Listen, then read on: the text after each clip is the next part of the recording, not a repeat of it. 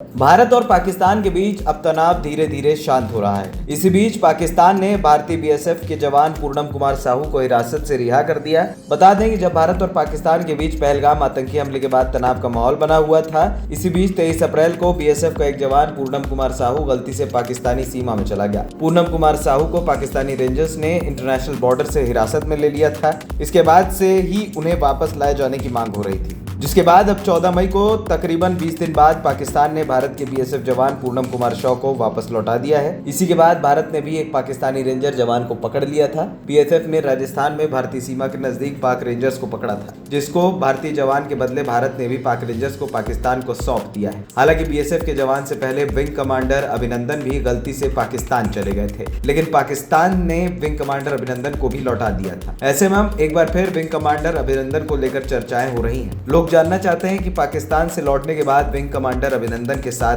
क्या हुआ था। दरअसल विंग कमांडर अभिनंदन भारतीय वायुसेना में विंग कमांडर थे। उनके पिता भी एयरफोर्स में ही थे और उनके भाई भी एयरफोर्स में ही हैं। अभिनंदन 2004 में सेना में शामिल हुए थे। वहीं जम्मू कश्मीर के पुलवामा आतंकी हमले के बाद अभिनंदन को बालाकोट एयर स्ट्राइक में जब पाकिस्तानी वायुसेना ने भारतीय क्षेत्र में घुसने की कोशिश की थी तो पाकिस्तानी F-16 जेट को MiG-21 बाइसन लड़ाकू विमान ने मार गिराया था। लेकिन अभिनंदन ने हवाई भिड़ंत के दौरान पाकिस्तान के F-16 लड़ाकू विमान को मार गिराया था। इस दौरान उनका MiG-21 विमान भी क्रैश हुआ था और वो पाकिस्तान के कब्जे वाले इलाके में पहुंच गए थे। हालांकि 2 दिन बाद 1 मार्च 2019 को विंग कमांडर अभिनंदन को रिहा कर दिया गया था। विंग कमांडर अभिनंदन को पाकिस्तान ने जिनेवा कन्वेंशन के तहत वापस भेजा था। जिनेवा कन्वेंशन के तहत युद्ध बंदियों को युद्ध समाप्त होने के बाद उनके मूल देशों में वापस भेजना होता है। ये एक अंतर्राष्ट्रीय कानून है जो युद्ध के दौरान युद्ध बंदियों के साथ मानवीय व्यवहार का प्रावधान करता है। पाकिस्तान से लौटने के बाद विंग कमांडर अभिनंदन को सबसे पहले वायुसेना की मेडिकल टीम उनकी पूरी जांच के लिए अपने साथ ले गई